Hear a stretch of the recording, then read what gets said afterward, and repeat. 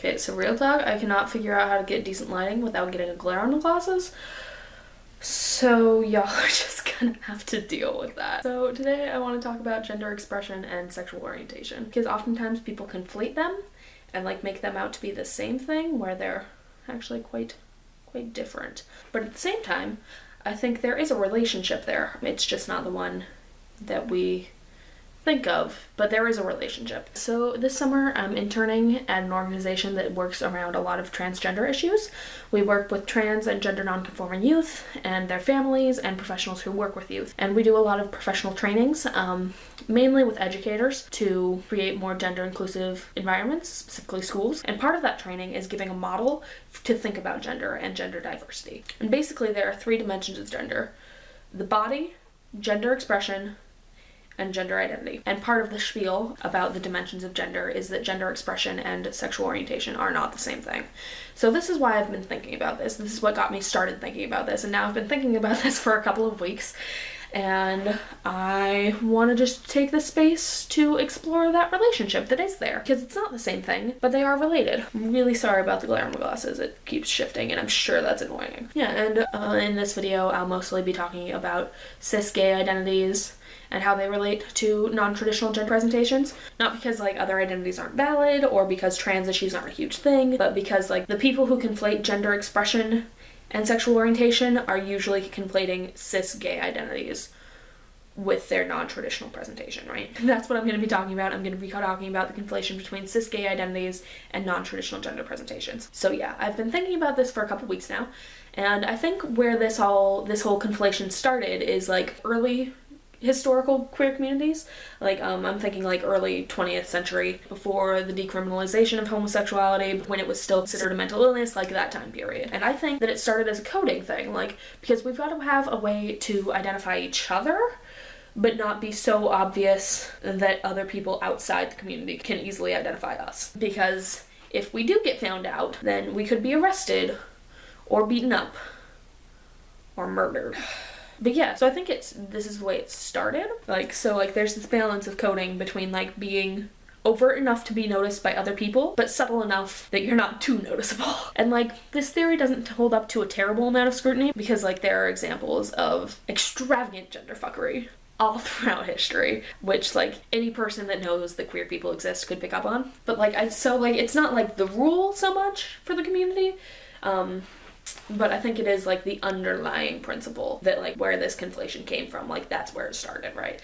But like post decriminalization, like this idea still remains, so it's being perpetuated somehow. I think that that's because like gender exploration is kind of like isolated within queer communities. Like actually it's really interesting, like to the point where like gender nonconformity is the norm.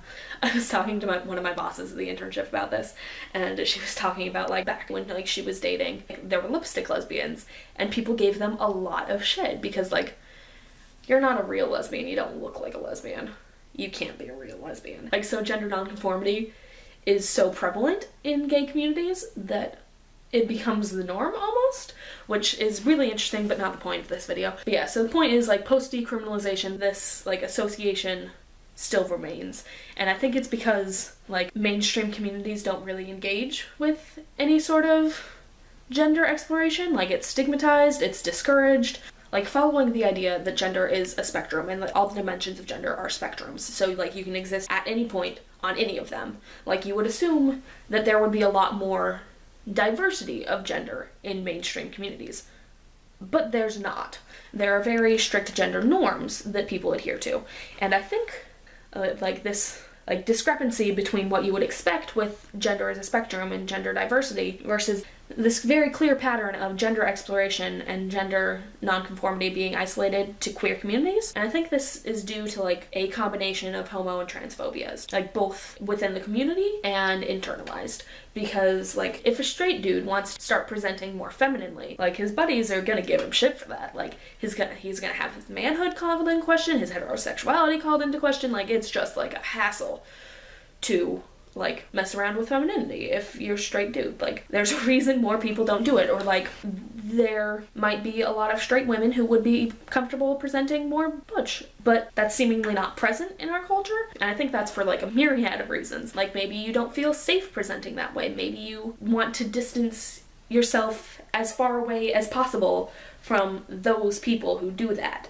Like maybe you don't like them, maybe you've got some internalized homophobia and transphobia, and like you're trying to like, so even though you would be more comfortable presenting that way, you want to distance yourself from people who are that way, right? So like we don't see as much gender diversity as you would expect in mainstream communities, and it's very isolated to LGBTQ communities. So I was discussing these ideas that I have at my internship, and we were discussing like how this might develop in the future. Because the organization I work at, we are striving to normalize gender diversity and gender expansive identities and presentations, and like make the world a safer place for everyone to play with gender, but especially for gender nonconforming youth. Like that's kind of the mission of the organization, right? And so we were thinking about how this might look in the future. And like we think we're moving towards a place with a lot less assumptions and more space for self-identifying, right? And having more open discussions about what the things that you're doing mean to you and what they represent, and if they represent anything at all.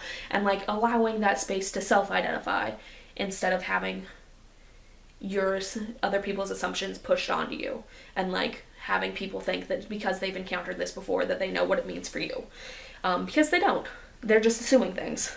And you know what they say about it? Assuming things makes an ass out of you and me. I feel like my dad for saying that. But yeah, I think in order for this to work and in order for us to move in that direction, I think we as a society like have to like interrogate our own cis and heteronormativity, because I can definitely see it to be a thing. Like if we normalize like gender exploration and gender nonconformity, I could see it being a thing where like people assume that, oh, straight people can dress that way now, so that means everyone who does is straight. But like that's not what we want. We're trying to normalize experiences of nonconformity, not erase identities, you know?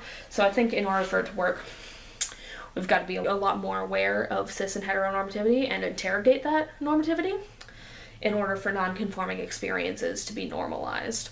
And identities to be still recognized while that's being normalized, you know? Yeah, so those are my thoughts. I think that this relationship that we have between gender expression and sexual orientation, I think it may have originated in like queer community, early queer communities, early modern queer communities, early queer modernity. I don't know how to phrase this. I think it may have originated there, and then we've perpetuated it by isolating these things to LGBTQ communities and not allowing them to become mainstream, so that people who haven't interrogated their homo and transphobias, their internalized homo and transphobias, don't want to be associated with those people, right? And in order to destabilize this assuming